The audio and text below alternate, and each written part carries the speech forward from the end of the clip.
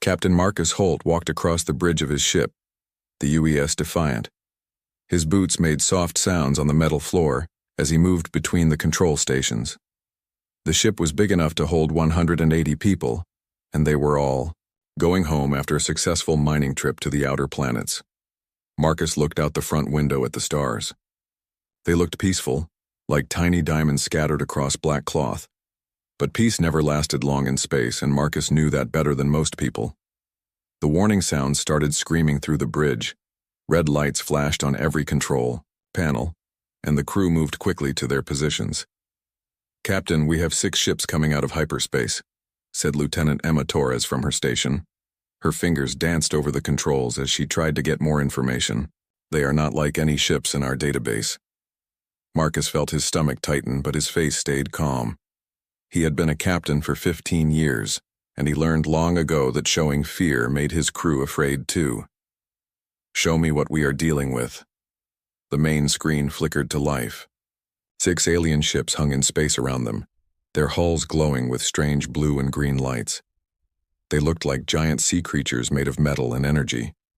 The biggest ship was twice the size of the Defiant, and Marcus could see weapons pointing at them from every angle. "Open communication channels," Marcus ordered. His voice was steady, but his hand moved to the red button on his chair. Not many people on his ship knew what that button did, but Marcus hoped he would not have to use it today. The screen changed to show the inside of the alien ship. The creature that appeared made several crew members step backward. It was tall and covered in gray scales with 4 arms and golden eyes that glowed like fire. Behind it, dozens of similar creatures worked at stations that seemed to be made of living metal. "I am War Prime Vextar of the Hegemony Fleet," the alien said. The computer translated its words, but Marcus could hear the anger in its voice even through the machine. "Your kind is new to us, but your ship carries things we want. Give up now and we will kill you quickly. Fight us, and we will take what we need from your dead bodies." Marcus looked at his first officer, Commander Jake Mitchell. Jake just raised one eyebrow and smiled a little. The rest of the bridge crew stayed calm, as if giant alien warships threatened them every day. "War Prime Vextar," Marcus said, his voice friendly but with something cold underneath.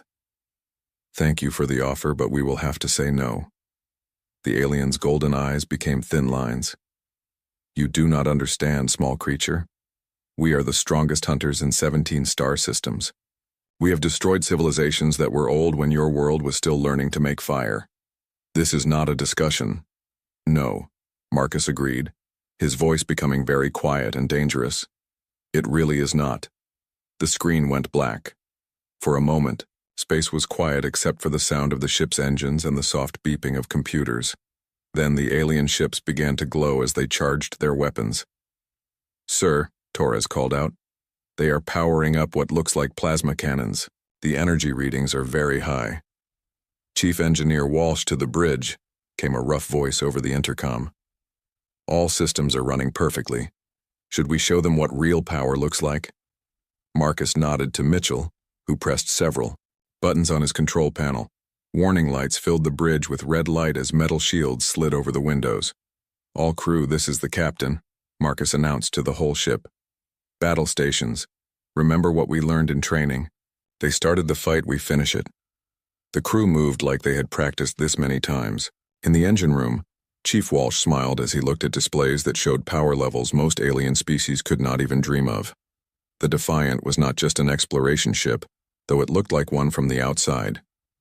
"Captain," Torres said, "the alien ships are moving into attack formation. They seem very confident." Marcus sat down in his captain's chair and pressed a few buttons on the arm. "They should be confident. Against most ships they would win easily." "But we are not most ships," Mitchell said with a grin. "No, we are not." Marcus looked at the tactical display showing the 6 alien ships surrounding them. "Chief Walsh, bring us to condition red. Full power to all systems." Down in the engine room, Walsh flipped switches that activated systems hidden throughout the ship. The Defiant began to change. Armor plates shifted, revealing weapon ports that had been completely invisible before. The ship's smooth curves became sharp angles designed for war. "Captain," Torres reported, The aliens are scanning us again.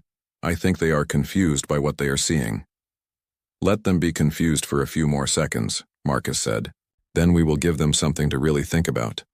On the alien flagship, War Prime Vextar studied the readings his crew was giving him.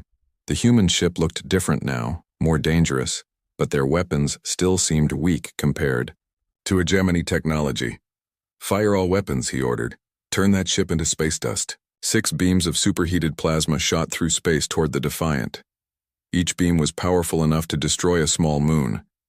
They hit the human ship at exactly the same time, creating an explosion bright enough to be seen from several star systems away. When the light faded, the Defiant was still there. Its hull did not even have burn marks on it. Impossible, Vextar whispered. Our weapons can cut through any known armor. On the bridge of the Defiant, Commander Mitchell checked his instruments like he was reading the weather report. Adaptive shield matrix held at 23% capacity, Captain. They are using directed plasma. It works well against most ships, but our quantum resonance barriers were built specifically for this type of weapon. Marcus nodded. Chief Walsh, are you ready? Yes, Captain. The fusion cores are running like beautiful music. Should we begin the show? Something small, Chief. We do not want to scare them too much yet. Marcus looked at the alien ships on his screen. They hung in space like predators that had just discovered their prey could bite back. Lieutenant Torres, return fire. Use only the point defense lasers. Yes, sir. Targeting the flagship. A single thin beam of light reached out from the Defiant. It looked no more dangerous than a flashlight beam, just a line of coherent photons that barely showed up on sensors. It struck the alien flagship in the middle and cut through it like a hot knife through butter. The massive hegemony warship split in half, its glowing lights flickering and dying as air rushed out into space. War Prime Vextar watched in horror as his flagship broke apart. Hundreds of his warriors, beings who had conquered star systems, died in seconds. He had never lost a ship to what he thought was a weak species. How is this possible? He transmitted to the human ship. On the Defiant, Lieutenant Torres looked at her readings. Clean cut, Captain. Focused gamma-ray laser went through their hull like it was paper. No life signs detected on the flagship. Any response from the other ships? Marcus asked. They are not moving, sir. I think they are in shock. Marcus looked at the 5 remaining alien ships. They floated in space like confused animals that had just seen their leader fall to a predator they did not understand. War Prime Vextar, he said into the communicator. You wanted a fight. Are you sure you want to continue? War Prime Vextar stared at the broken pieces of his flagship floating in space. In 300 years of conquest, he had never seen anything like this. The human ship had cut through the most powerful vessel in his fleet like it was made of thin metal. He was now commanding from his second ship, the Bloodclaw.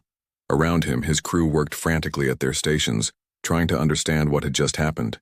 Sub-Commander Krelnix, Vextar called to his tactical officer. Scan that ship again. Tell me how they did this. Krelnix's 4 arms moved quickly over his controls. His golden eyes reflected the data streaming across his screens.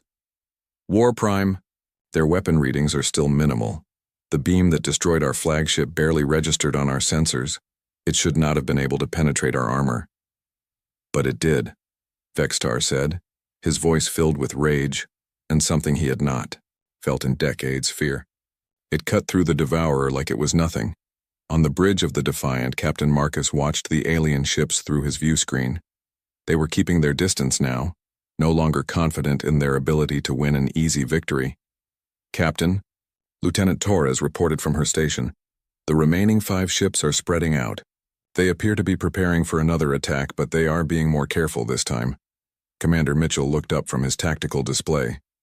They are probably trying to figure out how we destroyed their flagship with what looked like a small laser beam. Chief Walsh to bridge, came the engineer's voice over the intercom. Captain, I have been monitoring their communications. They are very confused about our technology. They keep scanning us, but they cannot understand what they are seeing. Marcus smiled. That is exactly what we want them to think. How are our main weapon systems? All green, Captain. The fusion cores are running at full capacity. and the quantum torpedo tubes are loaded and ready. Should I bring the railguns online? Not yet, Chief. Let us see what they do first. War Prime Vextar made his decision. He had lost one ship, but he still had 5 vessels with enough firepower to destroy a small planet. Whatever trick the humans had used, it could not work against a full assault from multiple directions. All ships, he broadcast to his remaining fleet. Attack pattern 7. Use everything we have. Quantum torpedoes, plasma storms, gravity weapons. I want that ship turned into atoms. The 5 hegemony ships moved into position around the Defiant. Their hulls glowed brighter as every weapon system came online. The space around the human ship filled with energy signatures that would have terrified most civilizations. They are powering up for a massive attack, Torres reported. I am reading quantum torpedo locks, multiple plasma cannon charges, and something that looks like a gravity well generator. Impressive, Marcus said calmly. How long until they fire? 30 seconds, sir. Marcus pressed a button on his chair. All hands, prepare for incoming fire.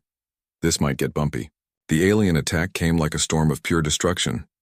Quantum torpedoes that could crack moons, plasma beams hot enough to boil oceans, and gravity weapons designed to crush matter into black holes all struck the Defiant at the same time. The explosion was so bright that it temporarily blinded the sensors on all the alien ships. When the light faded, they expected to see empty space where the human vessel had been. Instead, the Defiant hung in space exactly where it had been before, completely undamaged. This is not possible, Vextar whispered, his voice barely working. On the human ship, Commander Mitchell checked his instruments with the same calm expression he always wore. Adaptive shields held at 47% capacity, Captain. The quantum torpedoes actually boosted our power reserves by 15%. The gravity weapons canceled each other out, and the plasma beams were channeled into our secondary power grid. Excellent, Marcus said. Chief Walsh, I think it is time to show them what human engineering can really do. With pleasure, Captain. The hull of the Defiant began to change again. More armor plates slid away, revealing weapon systems that defied everything the aliens thought they knew about physics. The ship's entire structure seemed to reconfigure itself into something that looked like it had been designed by predators who understood the art of war. War Prime, Krelnix called out, his voice shaking. Their ship is transforming. I am reading energy signatures that do not make sense. Some of these weapons appear to be more powerful than our entire fleet combined. Vextar stared at the human vessel as it revealed its true nature. What kind of species builds ships like this? Return fire, Marcus ordered quietly. Particle beam weapons. Target their weapon systems only. I want them disabled, not destroyed. Yes, sir. Targeting now. 5. Beams of pure energy reached out from the Defiant. They were not like the simple laser that had destroyed the flagship. These were streams of accelerated particles that moved at nearly the speed of light, each one containing enough energy to power a small star. The beams struck the alien ships with perfect precision. Every weapon system on every vessel simply disappeared, vaporized instantly without damaging any other part of the ships. The aliens found themselves completely helpless in a matter of seconds. Impossible precision, Vextar said to himself. They could have destroyed us all, but they chose to only take our weapons. Marcus opened a communication channel to all the alien ships. War Prime Vextar, your fleet is now defenseless. Your weapons are gone, but your ships and crews are safe.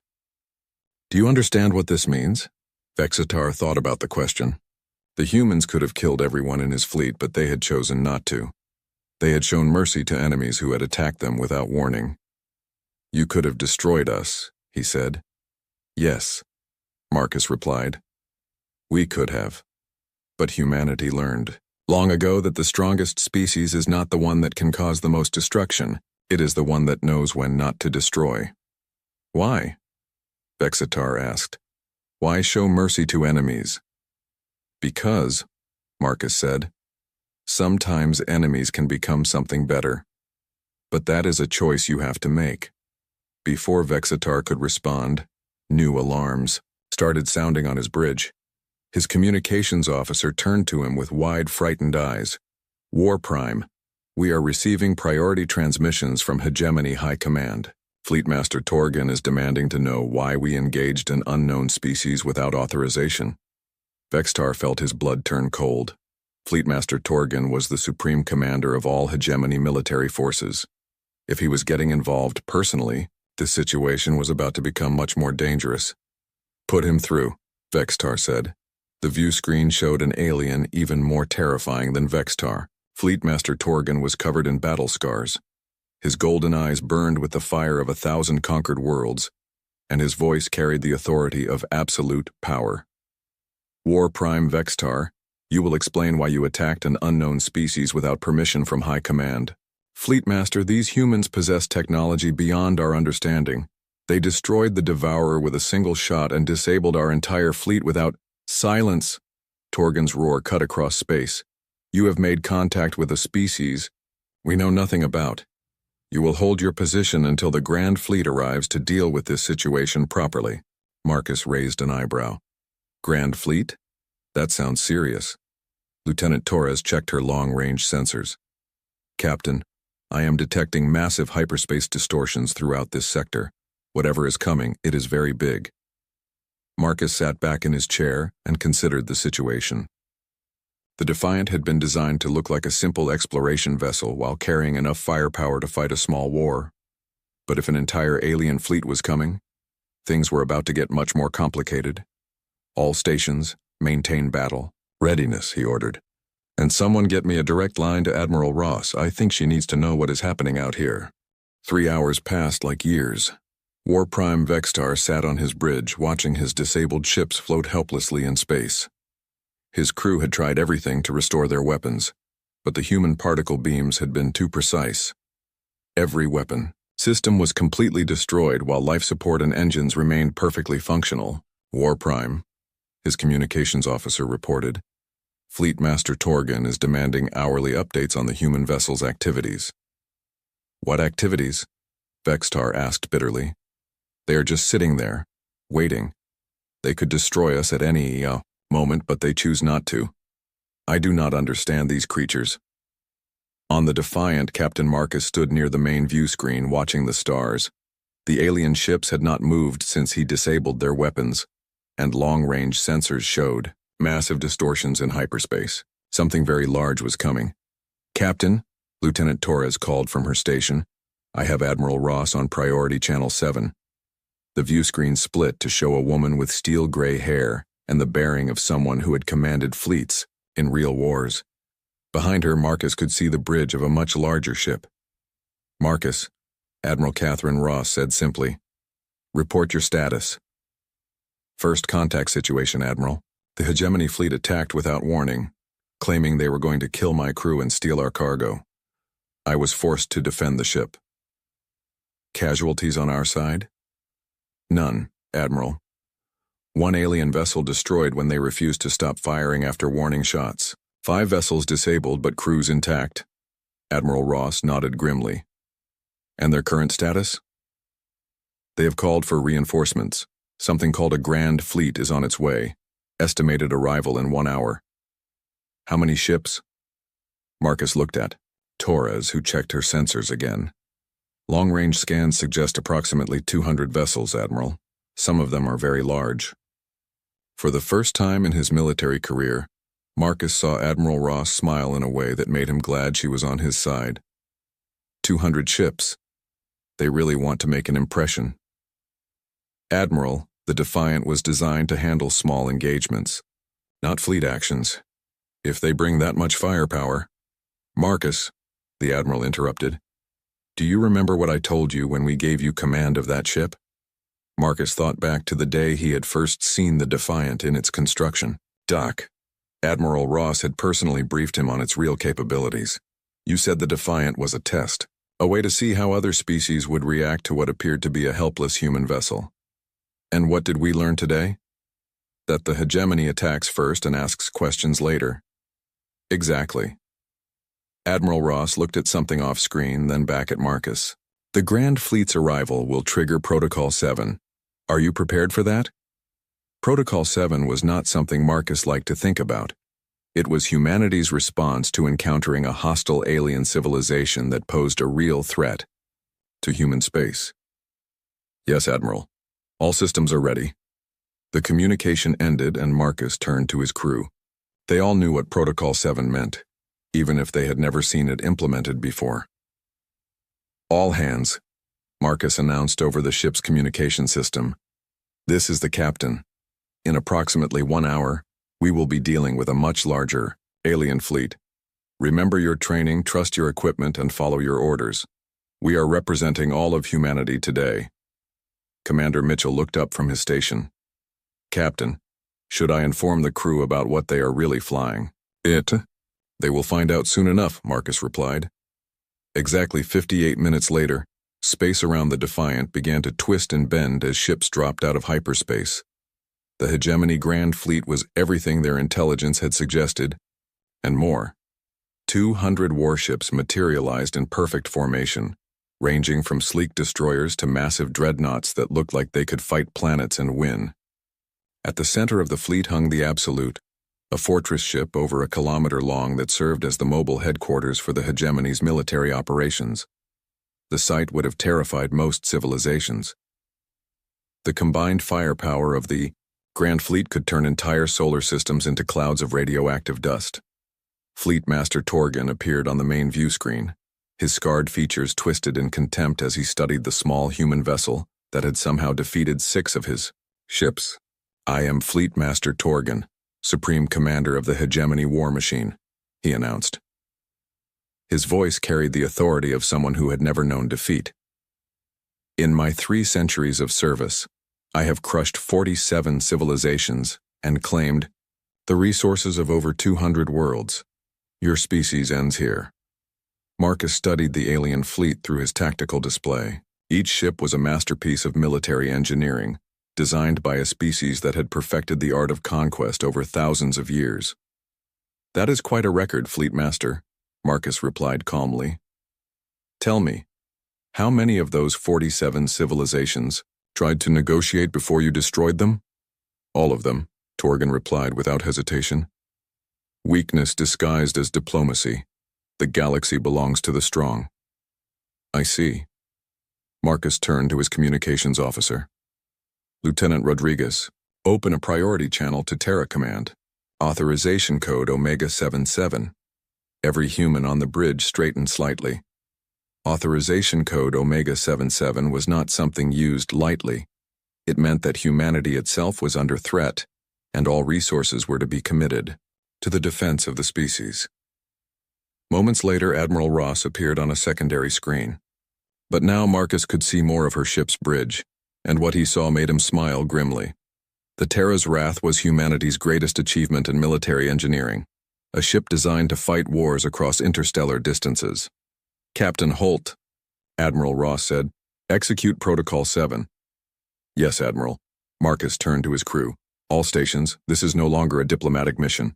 We are at war. The transformation of the Defiant was dramatic, but what happened next was beyond anything the aliens had ever seen. Space around the human ship began to shimmer and bend as more vessels decloaked. First dozens, then hundreds of human warships materialized from nothing.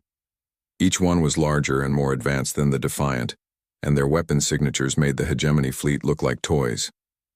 But it was the ship that appeared directly behind Admiral Ross that caused complete silence. On every alien bridge, the Terra's Wrath was 3 kilometers of angular depth, a vessel so large it had its own gravitational field. Impossible, Fleet Master Torgan whispered. Our sensors detected nothing. How could an entire fleet hide from us? Because we have been watching you for decades, Admiral Ross replied calmly. Every world you destroyed, every species you enslaved, every act of conquest you celebrated. We recorded it all while planning for this day. The tactical displays on every Hegemony ship began screaming warnings as they detected energy readings that made no sense. The human weapons were not just more advanced, they operated on principles the aliens did not understand. You knew we would eventually threaten you, Torgan said, his voice losing some of its confidence. We knew species like yours always make the same mistake, Marcus replied. You assume that because you can defeat most civilizations, you can defeat all civilizations. Sir, Torres reported, I am receiving surrender signals from 63 hegemony vessels. The rest appear to be powering weapons. Admiral Ross's voice cut across all communication channels. Any hegemony vessel that powers weapons will be considered hostile and destroyed. You have 30 seconds to comply. The wait seemed endless. Marcus watched as more and more alien ships powered down their weapons, but 47 vessels, including Torgen's flagship, kept their weapons charging. Time is up, Admiral Ross announced. What happened next lasted only 3 seconds, but it changed the balance of power in the galaxy forever. The human fleet fired simultaneously, their weapons reaching across space at the speed of light. The 47 hostile hegemony ships simply ceased to exist. They were not blown apart or burned up. They were converted directly into energy and scattered as harmless radiation across several star systems. The remaining hegemony vessels hung in space like stunned animals. In 3 seconds, humanity had demonstrated a level of destructive capability that made their entire empire seem primitive. Fleetmaster Torgen, Admiral Ross said, your flagship was destroyed because you chose to power weapons. We detected your escape pod. You have one chance to speak for your species. A smaller screen showed Torgen in an emergency survival pod, his golden eyes wide with shock. How is this possible? We are the apex predators of the galaxy. You were, Marcus corrected. Now you are a species that needs to decide what it wants to become. Before anyone could respond, space shimmered again as new ships arrived. But these vessels were different, elegant and flowing with hulls that seemed to bend light around them. This is Ambassador Veltar of the Galactic Council, came a new voice. All hostilities will cease immediately. We have much to discuss. The arrival of the Galactic Council ships changed everything. Captain Marcus had heard rumors about the Council during his years in the Terran Navy, but most people thought they were just stories. Ancient beings who guided the development of younger species from the shadows, never interfering directly in galactic affairs. But here they were, and their presence made both the human and hegemony fleets seem small and insignificant. Ambassador Veltar's ship was beautiful in a way that hurt to look at directly. Its hull seemed to be made of crystallized starlight, and it moved through space without any visible means of propulsion. When it spoke, its voice reached every ship simultaneously, regardless of communication frequencies. Fleetmaster Torgen, the ambassador said, the hegemony's expansion across the galaxy has been observed and recorded. Your civilization's actions have been weighed according to the ancient laws. In his escape pod, Torgen tried to maintain his dignity despite having just watched his flagship vaporized in an instant. The hegemony answers to no authority but our own strength. Your strength proved insufficient, Veltar replied simply. Captain Marcus Holt, humanity's development has proceeded faster than our most optimistic projections. Your species has achieved in centuries what takes most civilizations thousands of years. Marcus felt the weight of representing his entire species. Ambassador Veltar, humanity seeks only to protect itself and explore the galaxy peacefully. We have no desire for conquest. And yet you possess the capability to destroy civilizations, the ambassador observed. This is the paradox that makes your species unique. Admiral Ross spoke from her massive flagship. The Council has been watching us? For over 2 centuries, Veltar confirmed. Since your species first achieved nuclear technology, we have monitored your progress. Most species that develop such destructive power quickly destroy themselves. Humanity chose a different path. The space around them filled with more council ships as the ambassador continued speaking. Each vessel was unique, representing different aspects of technologies and philosophies that had been refined over millions of years. The hegemony represents one extreme, Veltar explained. A species that uses strength only to dominate others. Most civilizations follow this path and eventually collapse when they encounter something stronger than themselves. What is the other extreme? Marcus asked. Species that become so peaceful they cannot defend themselves when threatened. They are quickly conquered by civilizations like the hegemony. War Prime Vextar, still commanding his disabled ship, found the courage to speak. What about species that find balance between the two? Those are rare, the ambassador replied. They become the guardians of galactic peace. They possess the strength to protect the weak, but the wisdom to use that strength, only when necessary. Admiral Ross understood immediately. You want humanity to become guardians. We want humanity to choose its own path, Veltar corrected. But the galaxy needs species capable of standing against threats that even the Council cannot face alone. What threats? Marcus asked. The ambassador's ship pulsed with what might have been concern. The galaxy is vast, and there are regions we dare not explore. Ancient evils that were locked away eons ago. Alien intelligences that view all biological life as a disease to be cured. Entities that exist partially outside our dimension and seek to pull everything into their realm of madness. The bridge of the Defiant fell silent as the crew absorbed this information. Marcus had always known that space was dangerous, but the idea of threats that scared beings as advanced as the Council was terrifying. The hegemony, for all their faults, understands warfare, the ambassador continued. Their military knowledge and experience could be valuable if properly directed. You want us to work together? Torgan asked from his escape pod. We want you to choose, Veltar replied.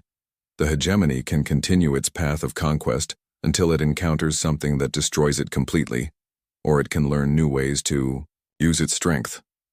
Commander Mitchell looked up from his tactical station. What would that look like practically? The hegemony would transition from an empire of conquest to a protective force, Admiral Ross answered, understanding the direction of the conversation. Their military expertise would be preserved but redirected toward defending peaceful worlds rather than attacking them. And humanity? Marcus asked. Would emerge from careful isolation to take its place as a major galactic power, the ambassador replied. Your technological innovations and strategic thinking would benefit all peaceful species. Over the next several hours, representatives from the Council moved between the human and hegemony fleets. They spoke with officers, examined ship designs, and evaluated the cultures that had created both civilizations. Marcus found himself in a strange conversation with War Prime Vextar over secure communication channels. The alien who had tried to kill him hours earlier was now discussing tactical approaches and military philosophy. Your species fights differently than any we have encountered, Vextar said. The hegemony uses overwhelming force to break enemy resistance quickly, but you disabled our fleet with surgical precision, destroying only what you needed to destroy. Humanity. Learn through painful experience that victory means nothing if it cost you your soul, Marcus replied. Our history is full of wars that were won but left the winners worse than the defeated. This is a concept the hegemony has not considered, Vextar admitted. We have always measured success by the completeness of our victories. How do you measure failure? Marcus asked. The alien was quiet for a long moment. We do not. The hegemony does not fail. Until today.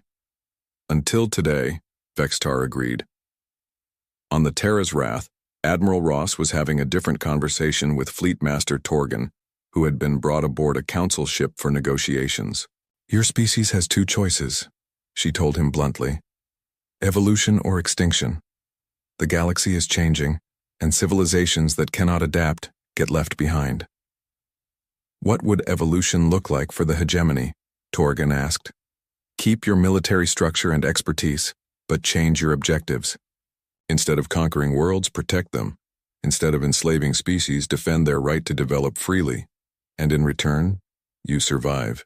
Your people find a purpose beyond conquest.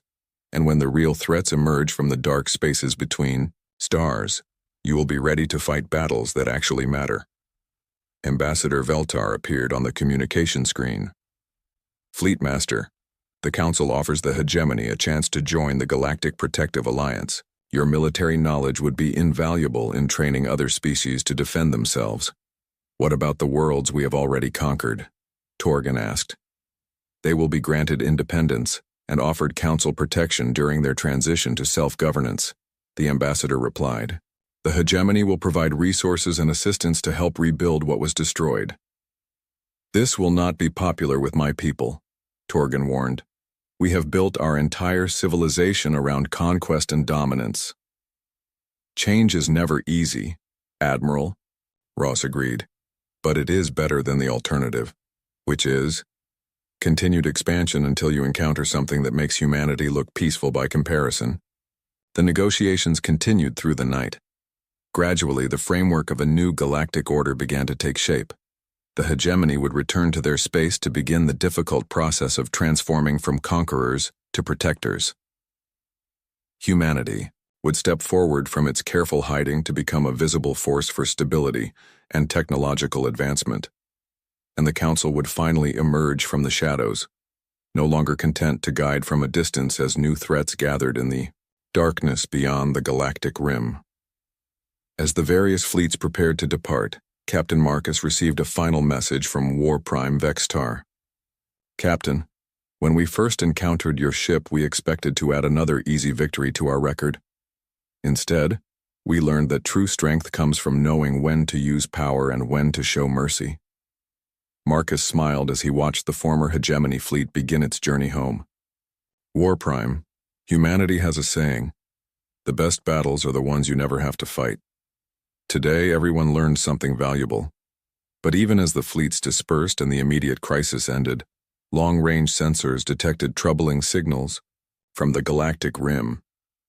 Ancient beacons were activating, and things that had slept for millions of years were beginning to stir. The real test of the new alliance was still coming.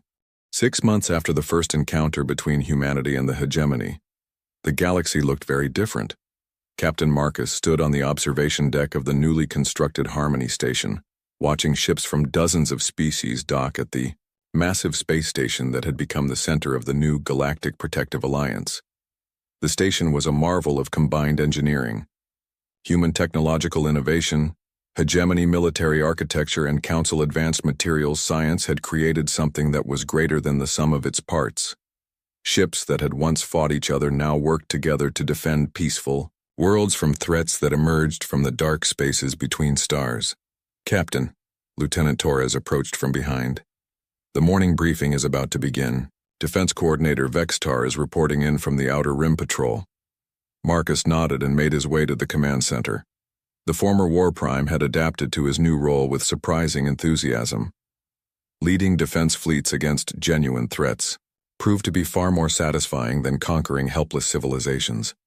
The main screen showed Vextar on the bridge of his new ship, the Protector. The vessel combined the best of human and hegemony design philosophy, sleek and deadly but built to defend rather than conquer.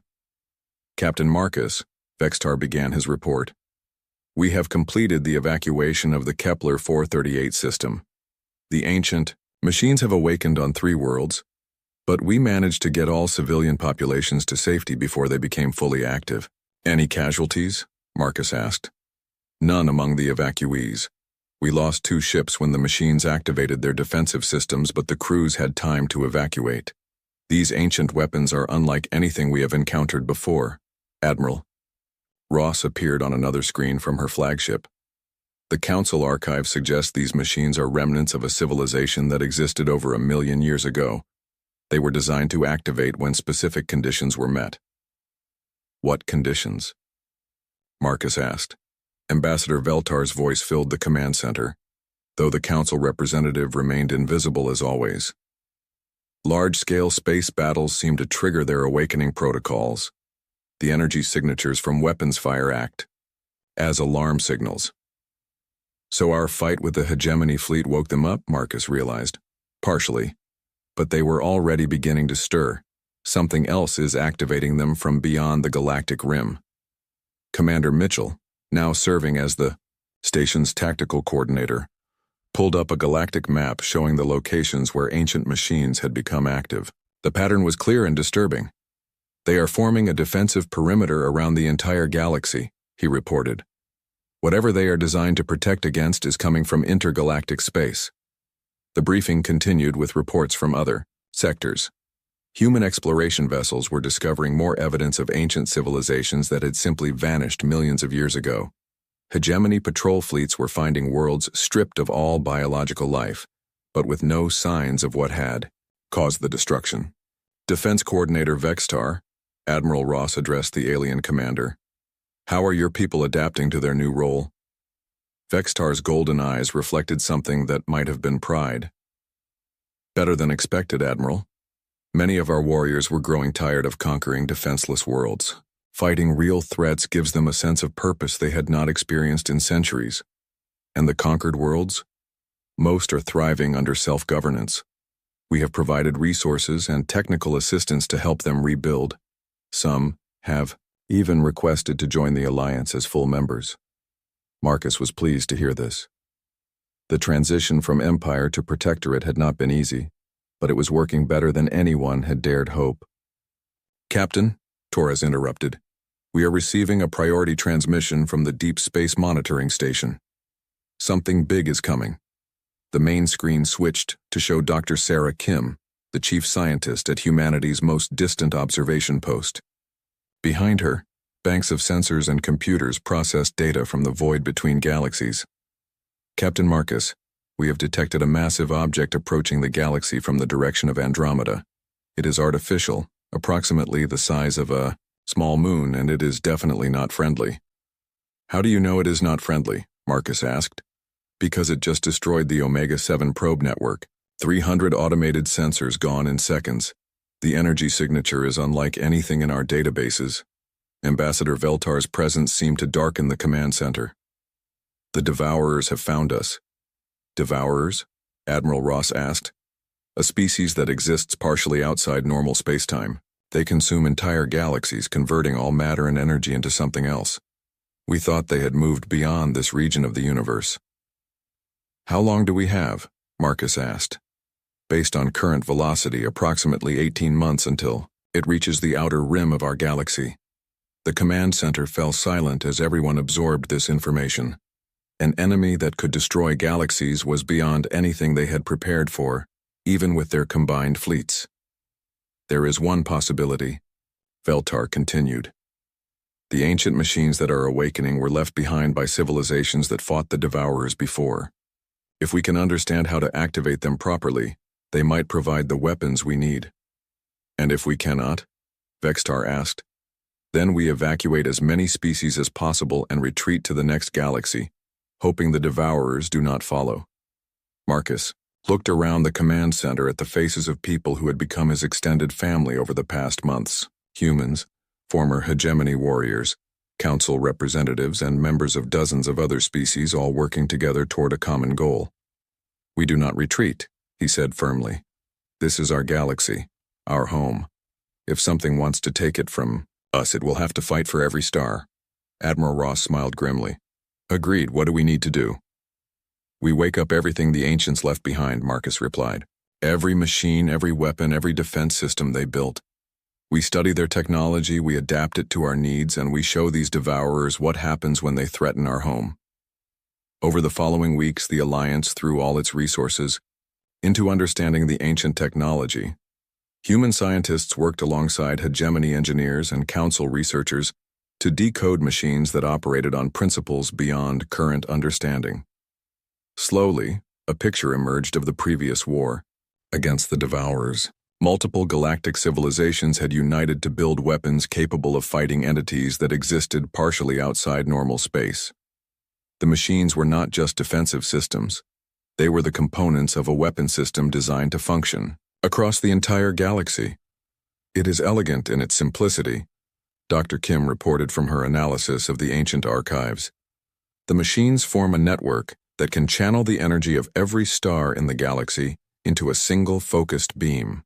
The Devourers exist in normal space only when they are feeding. Hit them at the right moment with enough energy and they can be destroyed."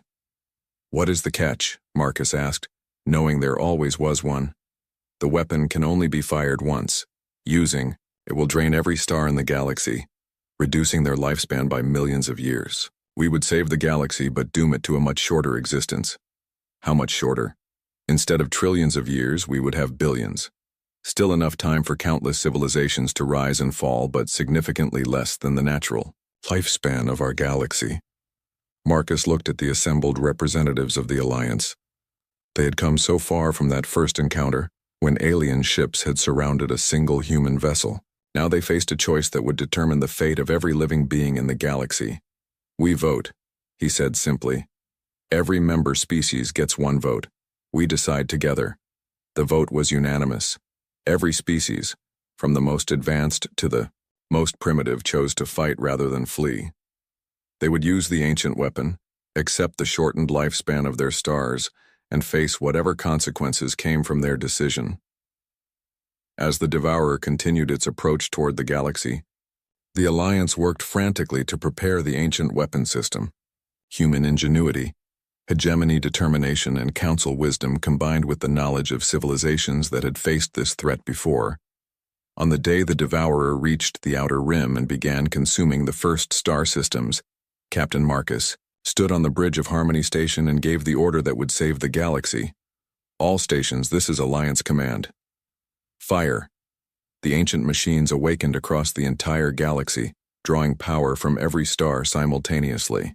The weapon they created was a beam of pure energy that reached across space at the speed of light, striking the Devourer at the exact moment it materialized fully in normal space to feed. The explosion could be seen from the far side of the galaxy. When the light faded, the Devourer was gone. Its exotic matter scattered harmlessly across intergalactic space. The galaxy was safe, but changed forever. The stars burned a little dimmer, and everyone knew their time was more limited than before. But they had time enough to build something beautiful, something worth the price they had paid. As Marcus watched the celebration ships from 100 worlds lighting up space with fireworks and joy, he thought about how it all began with a simple encounter between enemies who learned to become allies. The galaxy belonged to those who chose to protect it rather than conquer it, and that made all the difference. The lost Earth ship returned, armed with reality-breaking technology. Part 1. The return. The alarm sounded across Earth Defense Station Alpha, causing everyone on the command deck to freeze. Admiral Franklin Carter looked up from his reports, his coffee cup halfway to his lips. "Report," he ordered. "Sir, we have an unidentified vessel that just appeared in orbit," said Lieutenant Joan Miller, her eyes wide as she stared at her screen. It just appeared out of nowhere. No approach vector." "Impossible," Carter said, setting down his cup. "Nothing can just appear." "Sir," Joan interrupted, something she never did. "The ship is broadcasting an Earth Alliance identification code. It's the ESS Pathfinder." The room went silent. Everyone knew about the Pathfinder. The exploration vessel had vanished without a trace 15 years ago during a deep space mission. All hands were presumed lost. "That's not possible," Carter whispered. He had known many of the crew personally. "Confirm that identification."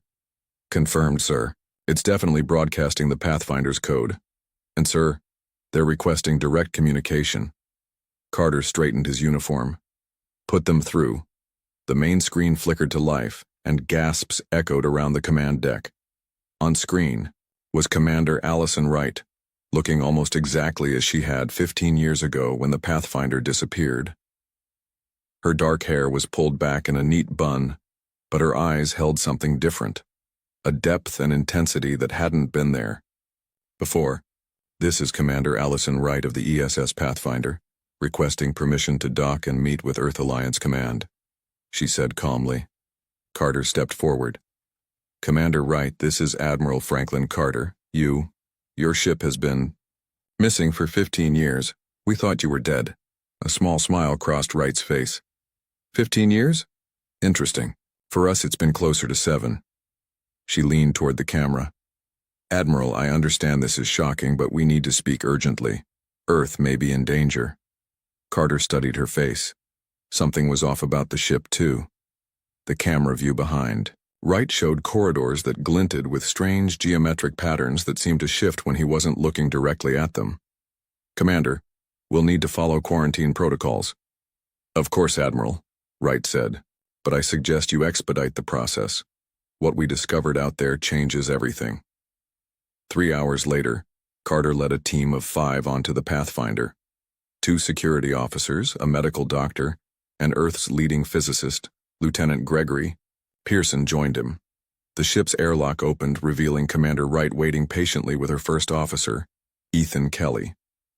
Carter's first shock was how young they looked. Wright had been 38 when the Pathfinder launched.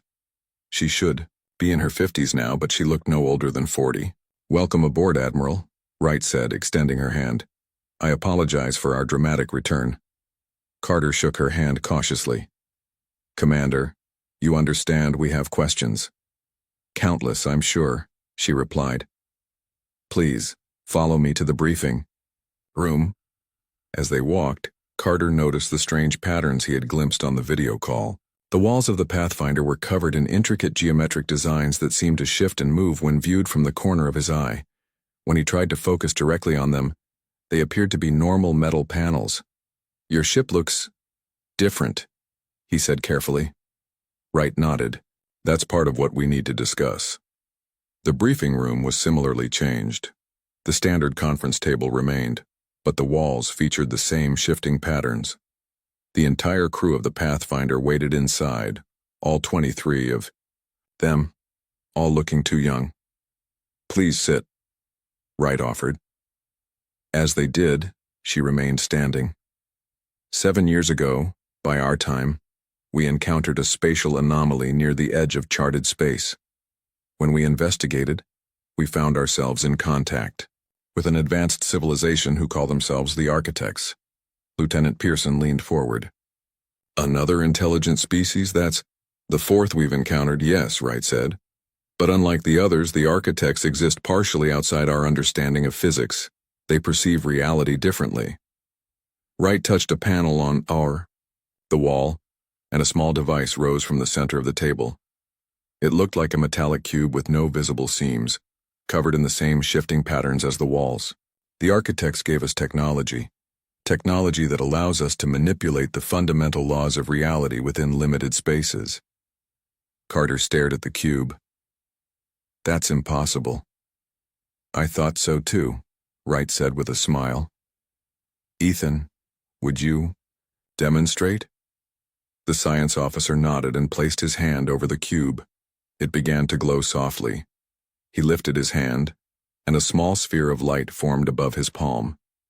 Then, impossibly, a pen from the table floated upward against gravity, into the sphere of light.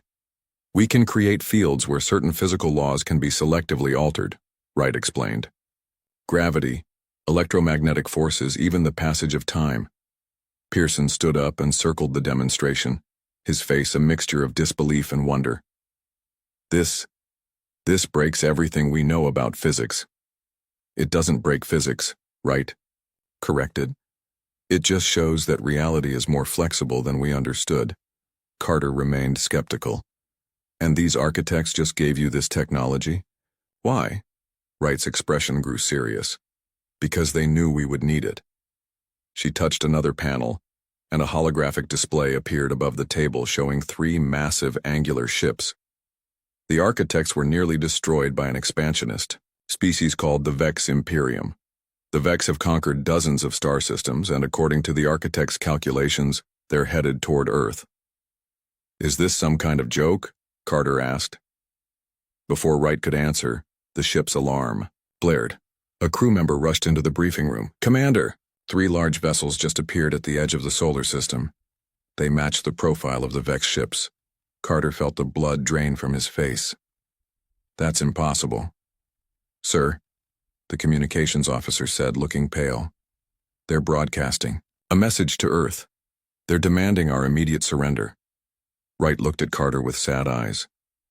"This is why we came back, Admiral. The Architects sent us to prepare you. The Vex Imperium conquers through overwhelming technological superiority, but with what the Architects gave us, humanity has a chance." "A chance against what?" Carter asked, already knowing the answer. "Extinction," Wright said simply. "The Architects believe humanity has potential they haven't seen in thousands of years. That's why they gave us the means to defend ourselves. Technology that can bend reality itself. As if to punctuate her words, the lights flickered as a distant boom echoed through the ship. The Vex had fired their first shot. The lost Earth ship returned, armed with reality-breaking technology. Part 2. The Harbingers. The command center of Earth Defense Station Alpha was in chaos. Screens showed the three massive Vex ships positioned just beyond Mars. Their angular, black hulls absorbed light rather than reflected it, making them look like holes cut into space itself. Admiral Carter paced in front of the main display while Commander Wright stood calmly beside him. The rest of the Pathfinder crew had joined them, standing apart from the station personnel who kept shooting them suspicious glances. "Play the message again," Carter ordered.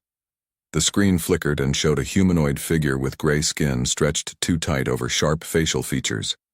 Its eyes were large and entirely black. "People of Earth, we are the Vex Imperium, your solar system is now under our control. Surrender all military assets and prepare for integration into the Imperium. You have 72 hours to comply. Resistance will result in planetary cleansing." The message ended and Carter turned to Wright. "How did they find us?" "They've been coming for years," Wright said. "The architects detected their approach long before we encountered them. That's why they gave us their technology." Lieutenant Pearson was examining data from the Vex ships on a tablet. "Their energy readings are off the charts. One of those ships could probably destroy our entire fleet." "The timing is too convenient," said General Helen Morris, Earth's highest-ranking military officer. "This lost ship returns with miracle technology, just as these aliens appear. How do we know this isn't some kind of trick?" Wright didn't seem offended. "I understand your suspicion, General. I would feel the same in your position. But right now, we need to focus on the Vex. They aren't bluffing about planetary cleansing." "You seem to know a lot about them," Morris said, eyes narrowed. "The architects showed us records of Vex conquests," explained Ethan Kelly, the Pathfinder's science officer. "They're methodical. They first send scout ships to test defenses." As if responding to his words, one of the officers called out, "Admiral, one of the alien vessels is breaking formation. A smaller craft is heading toward Earth." Carter looked at Wright. "A scout ship?" She nodded. "They'll test our defensive capabilities before committing their main force." "Then we should show them what we've got," Carter said. "Prepare all defense satellites." Wright placed a hand on his arm. "Admiral, your weapons won't harm them. Their shields operate on principles your technology can't overcome." "What do you suggest?" Carter asked, his voice tight with tension. "Let us demonstrate what the architects gave us," Wright said. She turned to Kelly. "Ethan, is the reality anchor ready?" Kelly nodded. "We can deploy it from the Pathfinder." General Morris stepped forward. "You're not deploying anything without approval and supervision."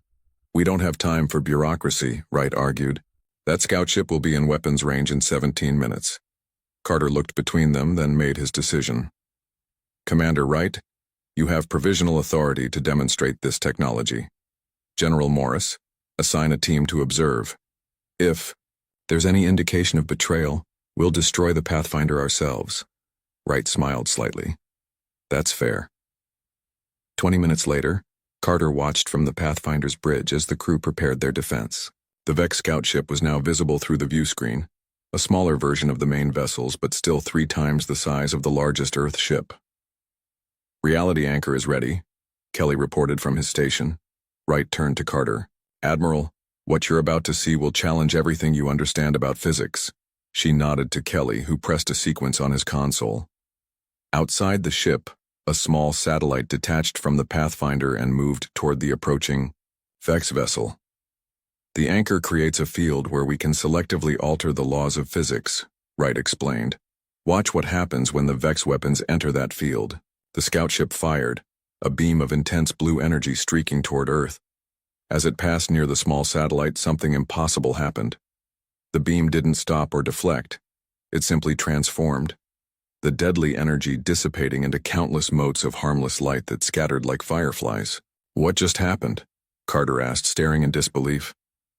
"We changed how energy transfers in that space," Kelly explained.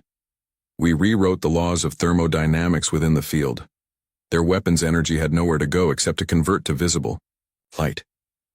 The scout ship fired again with the same result. Then it changed tactics, launching what looked like missiles. As they entered the field, they slowed to a stop, hanging motionless in space. Time dilation, Wright said. Within that field, time is passing at 1/10,000th the normal rate. Those missiles will take years to cross a distance of a few kilometers. The Vex ship paused its attack, apparently assessing this unexpected defense. Then it suddenly accelerated, attempting to bypass the field and attack from another angle. They're adaptive, Wright warned. This is just the beginning.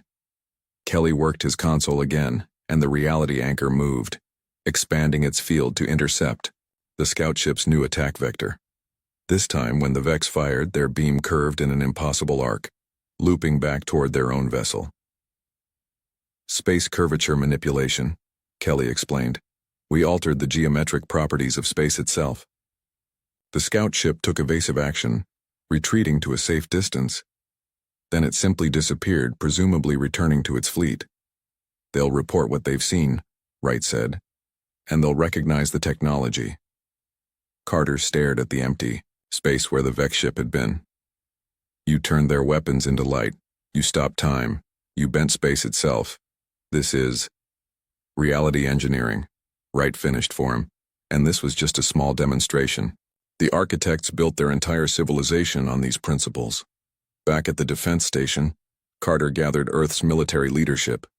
The mood had shifted from skepticism to cautious hope. The reality anchor worked, Carter reported. The Vex weapons were completely neutralized. Can we replicate this technology? General Morris asked. Lieutenant Pearson, who had observed the demonstration, shook his head. The principles involved, they're beyond our current understanding. The mathematics alone would take years to decipher. We don't have years, Wright said.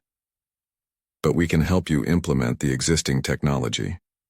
The Pathfinder can produce more reality anchors, enough to create a defensive perimeter around Earth. And then what? Morris asked. We just sit behind this shield forever? No, Wright said firmly. The architects didn't just give us defensive technology. They showed us how to fight back. She activated a small device, and a hologram appeared, showing the Pathfinder, but transformed further than its current state. The shifting patterns covered the entire hull, and sections of the ship seemed to phase in and out of existence. This is what the Pathfinder will become, Wright said. A ship that can manipulate reality itself, not just defensively but offensively.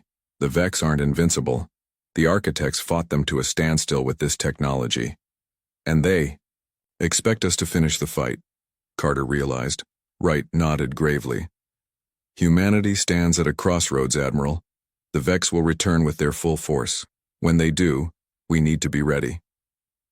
Across the room, alarms began to sound. An officer called out, Sir, the Vex mother ships are moving into attack formation. They're coming. The Lost Earth ship returned, armed with reality-breaking technology. Part 3. Understanding the Impossible. Earth's best scientists gathered in a hastily converted hangar of Defense Station Alpha. In the center of the room sat one of the reality anchors from the Pathfinder, its surface covered in the strange shifting patterns that seemed to move when no one was looking directly at them. Dr. Sofia Martinez, Earth's leading expert on theoretical physics, circled the device with a mix of wonder and frustration on her face. This breaks every law of physics we know, she said. It shouldn't be possible. Lieutenant Gregory Pearson nodded in agreement. And yet we all saw what it did to the Vex weapons. Outside the station, a fleet of Earth ships formed a protective ring. Beyond them, the Vex motherships remained in position, having not advanced since their scout ship returned. The 72-hour deadline was still in effect, with just 52 hours remaining. The door to the hangar opened, and Ethan Kelly from the Pathfinder entered. Unlike the Earth scientists who looked exhausted from working around the clock, Kelly seemed energized and calm. How is it going? He asked. Dr. Martinez gestured at the equipment surrounding the reality anchor. We can measure what it does, but not how it does it. It's like trying to understand a smartphone with stone tools. Kelly smiled. That's actually a good comparison. The architects are as far beyond us as we are beyond cavemen. Then how did you learn to use their technology? Pearson asked. They taught us, Kelly said simply. But more importantly, they changed us to help us understand. The scientists exchanged glances. Changed you how? Martinez asked cautiously. Kelly hesitated, then said, They altered our brains to perceive reality more like they do. It's hard to explain, but I can see the patterns now. Not just the physical patterns on the devices, but the patterns in reality itself. He approached the reality anchor and placed his hand on it. The patterns beneath his palm brightened and seemed to flow toward his fingers. The patterns are instructions, he explained. They tell reality how to behave differently. Pearson moved closer, fascinated. Can you teach us to see these patterns? I can try, Kelly said. But it took us years with the architects. We don't have years now. In another part of the station, Commander Wright showed Admiral Carter and General Morris the records of the Pathfinder's encounter with the architects. The screen displayed images of enormous crystalline structures floating in space, changing shape as they watched. This is their home system, Wright explained. Or at least what their home system looks like to human perception. They look like space stations, Morris observed. Wright shook her head. They're living beings, but they exist partly in dimensions we can't perceive. What you're seeing is just the three-dimensional shadow of their true form. And they just decided to help humanity? Carter asked skeptically. Not exactly, Wright said. They've been watching us for centuries. They believe humanity has potential they haven't seen in thousands of years of observing other species. But they also knew the Vex were expanding in our direction. She changed the display to show the Vex ships attacking a planet, energy weapons reducing cities to ash in seconds. The Vex have conquered 47 star systems, Wright continued. They find worlds with resources they need, eliminate any resistance, and strip the planets bare. Then they move on. Why didn't the architects stop them? Morris asked. They tried, Wright said. They fought the Vex to a standstill, but the conflict nearly destroyed both civilizations. The architects withdrew to their home system, and the Vex avoid them now. But the Vex keep expanding in other directions. So the architects are using us to fight their war, Carter said grimly. Wright looked him directly in the eyes. No, Admiral. They're giving us the means to survive. And if we master this technology, humanity will never be threatened by any species again. Back in the science hangar, Dr. Martinez made a discovery. She had connected a series of sensors to the reality anchor while Kelly explained its basic functions. When she activated it, the readings spiked in patterns that seemed random at first. Wait, she said suddenly, staring at her screen. These energy fluctuations, they're not random. She turned to Kelly. They're following Fibonacci sequences and other natural mathematical patterns. Kelly nodded, looking pleased. The architects taught us that mathematics isn't just how we describe reality. It's what reality is made of. When you understand the equations deeply enough, you can rewrite them. Pearson's eyes widened. So this isn't magic or even super advanced technology, it's applied mathematics? At its core, yes, Kelly confirmed. The architects exist in a state where they directly perceive these mathematical patterns. For them, changing reality is as simple as solving an equation. Martinez typed rapidly on her keyboard. If that's true, then we might be able to understand this faster than I thought. We just need to analyze the mathematical patterns this device creates when active. A loud alarm interrupted their breakthrough. The station's warning system blared, and red emergency lights flashed. Attention all personnel, came Admiral Carter's voice over the speaker system. The Vex have launched smaller craft toward Earth. All science teams secure your equipment. Defense teams to battle stations. Pearson looked at the clock. They still had 48 hours in their own ultimatum. They were never going to wait, Kelly said grimly. They've studied our defenses enough. Now they're testing if the reality anchors can protect the whole planet. In the command center, Wright joined Carter as they watched the approaching Vex vessels on the main screen. 8 attack ships, Carter said, targeting major cities around the globe. How many anchors do we have ready? Wright asked. 3, Carter replied. We've positioned them to protect New York, Beijing, and London. Wright's face darkened. It won't be enough. The Pathfinder's anchor protected your ship. Can we expand their range? Possibly, Wright said, but it would take time we don't have. She hesitated, then added, there is another option. The Pathfinder itself has been extensively modified. We could position it in Earth's atmosphere and create a larger field. What would that do to your ship? Carter asked. Burn through our power reserves, Wright admitted. We might not be able to leave orbit afterward. Carter studied her face. You'd sacrifice your only way home? Earth is our home, Admiral, Wright said firmly. We always intended to come back. The lieutenant at the tactical station called out, Sir, Vex ships entering Earth's atmosphere, impact in 5 minutes. Carter made his decision. Do it, Commander. Wright nodded and activated her communicator. Pathfinder, this is Commander Wright. Begin atmospheric descent. Prepare for full reality field deployment. The Pathfinder moved into position above the Atlantic Ocean, its strange hull now glowing with bright blue light as the patterns across its surface began to move more rapidly. In the science hangar, Dr. Martinez stared at her readings in disbelief.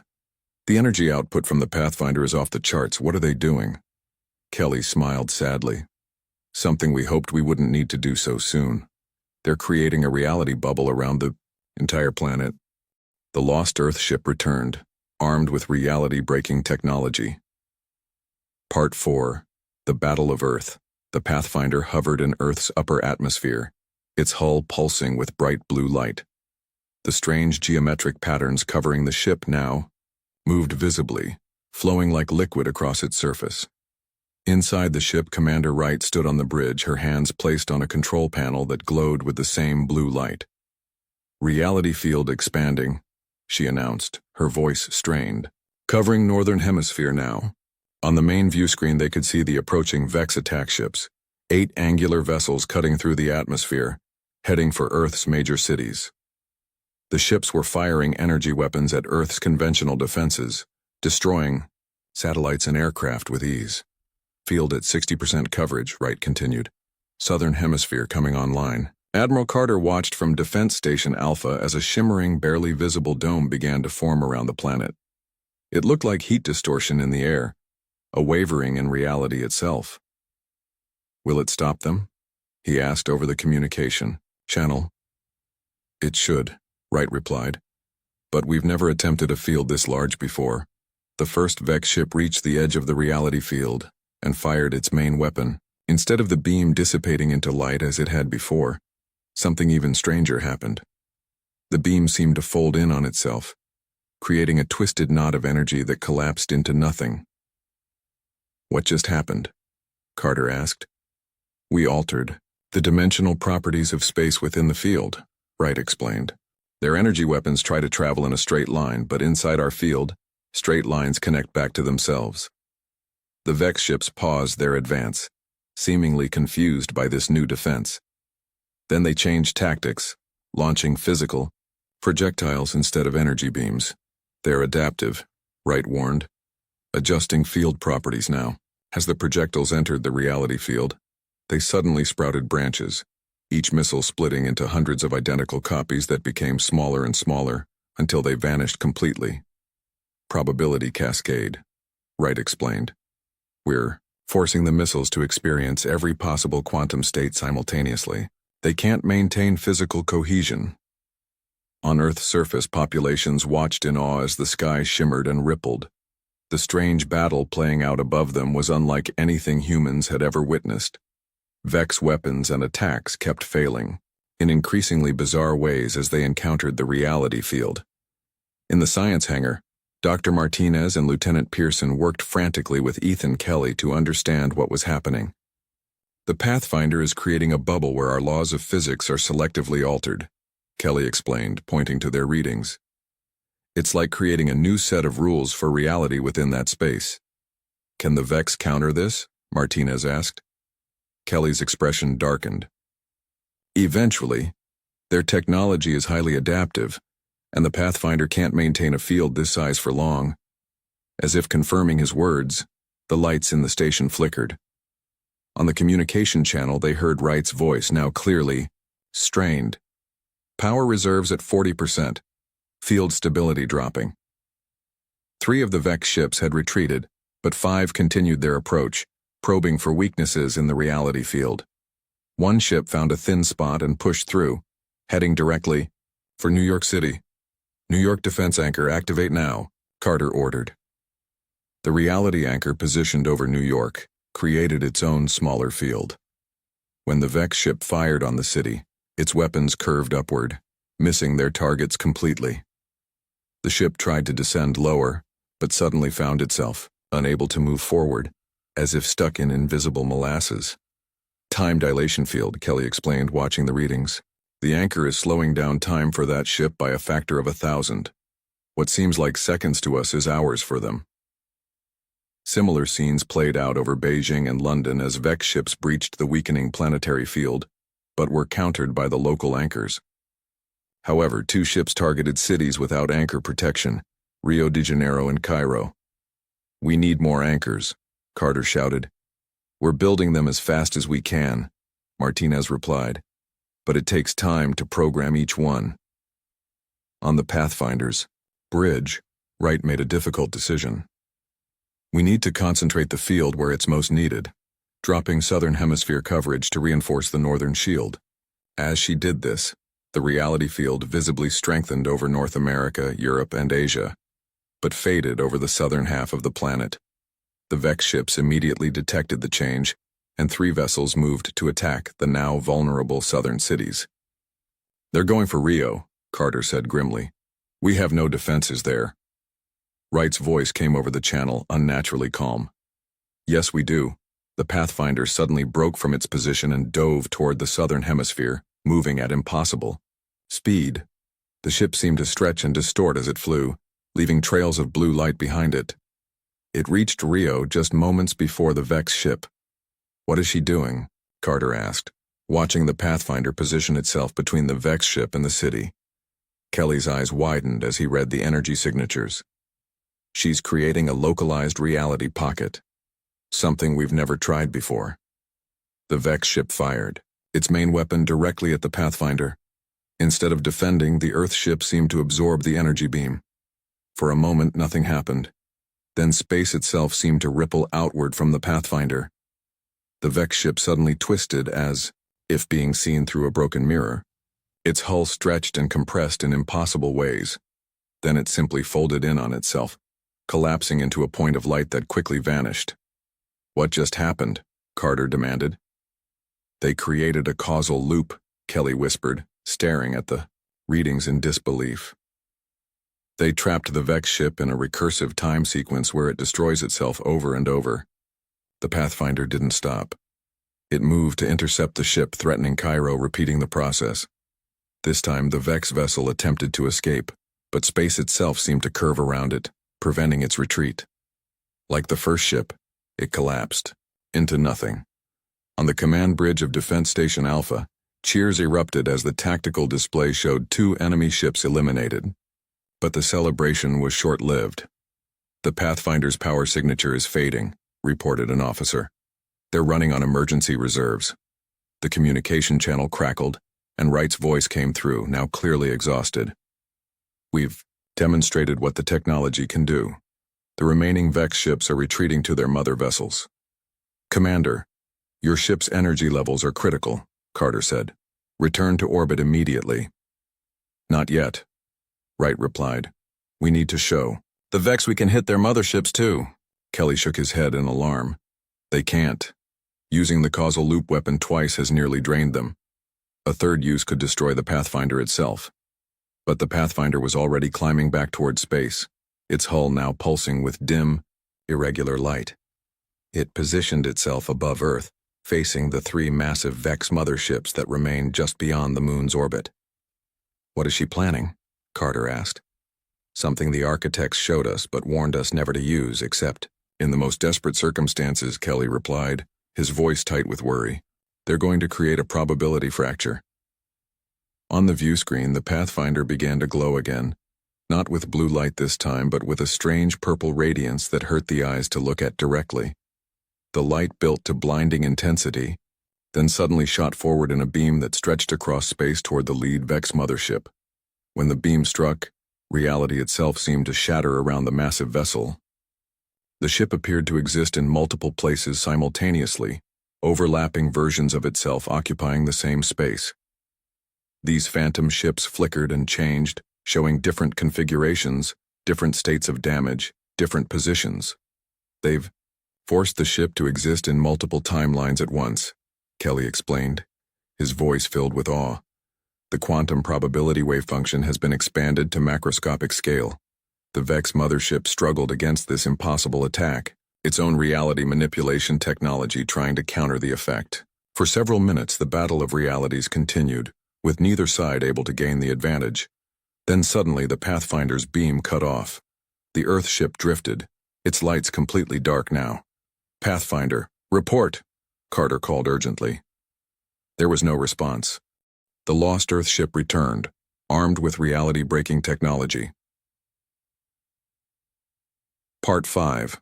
A new reality, silence filled the command center of Defense Station Alpha. On the main screen, the Pathfinder drifted in space, dark and seemingly lifeless. The Vex mother ship it had attacked was still visible, its form shifting and wavering as it existed in multiple realities at once. "Pathfinder, do you copy?" Admiral Carter repeated for the 5th time. No response came. Lieutenant Pearson studied the readings from the Earth ship. "There's no power signature at all. They burned through everything they had with that last attack. Can we send a rescue team?" Carter asked. "It would take hours to reach them," General Morris replied. "And we don't know if the Vex will launch another attack." As they debated, the 2 remaining Vex motherships suddenly began to move. Everyone tensed, expecting another assault. Instead, the massive vessels turned away from Earth and accelerated, quickly disappearing from the solar system. "They're retreating," Morris said in disbelief. "But why?" Carter wondered. "They still outnumber us." Ethan Kelly spoke up from where he stood with Dr. Martinez. "They recognize the probability fracture weapon. It's similar to what the architects used against them in their war. The Vex fear it more than anything." "So we won?" Morris asked cautiously. "For now," Kelly replied. "But they'll be back with countermeasures. This was just the first battle." Carter turned his attention back to the Pathfinder. "We need to get to Commander Wright and her crew." 6 hours later, a rescue ship docked with the powerless Pathfinder. The rescue team found the crew alive, but exhausted. Commander Wright was unconscious on the bridge, her hands still on the control panel that had channeled the reality-bending energy. Back at the station's medical bay, Dr. Leslie Barnes examined the Pathfinder crew with growing concern. "Their cellular structure is changing," she reported to Carter.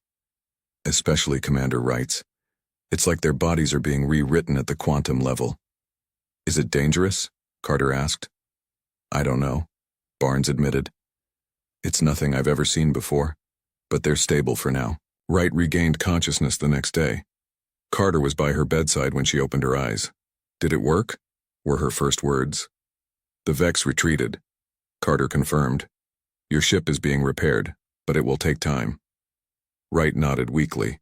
"The probability fracture was a last resort. The architects warned us about using it. They said it changes the users as much as it changes reality." "The doctors have noticed changes in your cellular structure," Carter said carefully. "It's to be expected," Wright replied. "The more we use the technology, the more it alters us.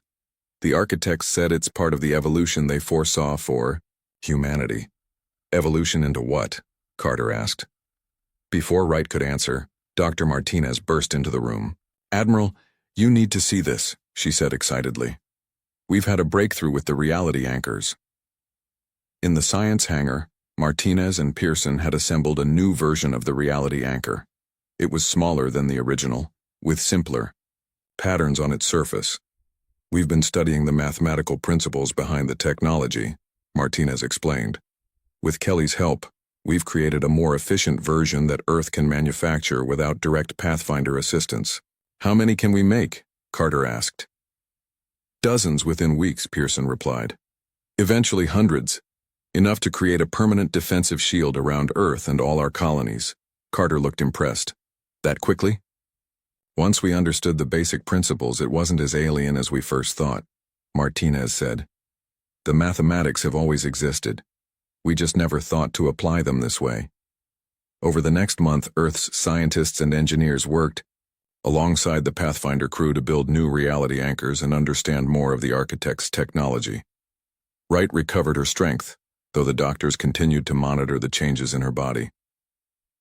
In a private meeting with Earth's leaders, Wright revealed the final gift from the architects. They gave us coordinates, she said, projecting a star map on the conference room wall. This is their home system. They've invited humanity to join them once we've mastered their technology. Join them? General Morris asked skeptically. As what? Allies? Students? As equals, Wright replied. They believe humans have the potential to understand reality as they do.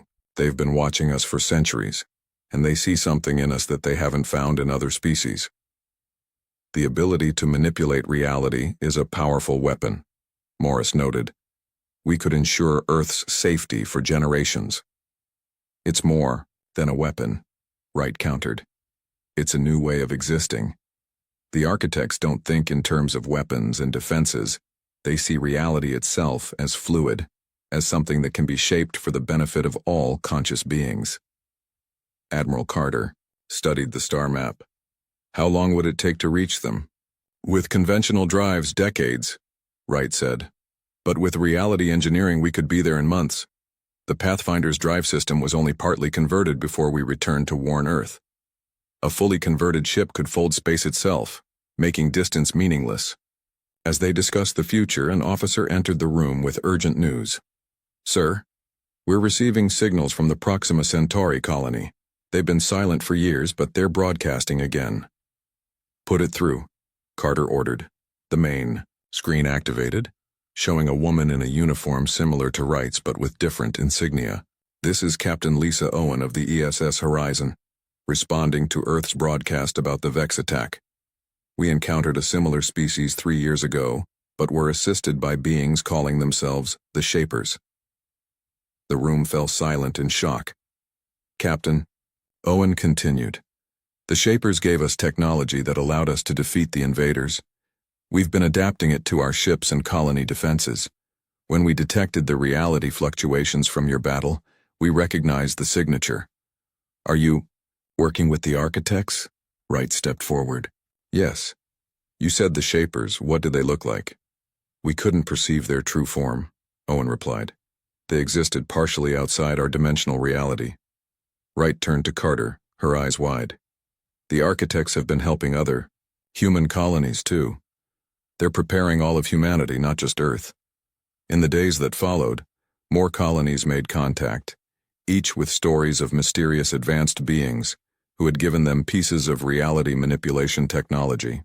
None had received the full range of knowledge that the Pathfinder crew had, but together, humanity now possessed a more complete understanding. Dr. Martinez developed a theory. The architects, or Shapers, or whatever names they used, were testing humanity, giving different colonies different aspects of the technology to see what we would do with it. 2 months after the battle, a new ship was ready. Built using both Earth technology and the architect's principles, it was named the ESS Unity. Larger than the Pathfinder, its hull gleamed with the now familiar shifting patterns, but integrated smoothly with human design. Commander Wright stood with Admiral Carter at the observation deck, watching the final preparations. Will you lead the mission to the architect's home system? Carter asked. Wright looked down at her hands, which now sometimes shimmered with the same patterns as the reality technology. Yes, but this is just the beginning, Admiral. Humanity is taking its first steps into a larger reality. What the architects offered us isn't just a weapon against the Vex. It's a new way of existing. A new reality, Carter said thoughtfully. Exactly, Wright replied. One where the only limits are what we can imagine and calculate. The architects believe that humanity's creativity, combined with their understanding of reality's underlying structure, could lead to something neither of us could achieve alone. As the Unity prepared for its historic mission, Earth continued to build its defenses. The Vex would return eventually, but humanity would be ready. And perhaps by then, humans would be something more than they had been before, a species that could shape reality itself, limited only by imagination and the mathematics that governed all things. The lost ship had returned, bringing not just a weapon, but a future beyond anything humanity had dreamed possible.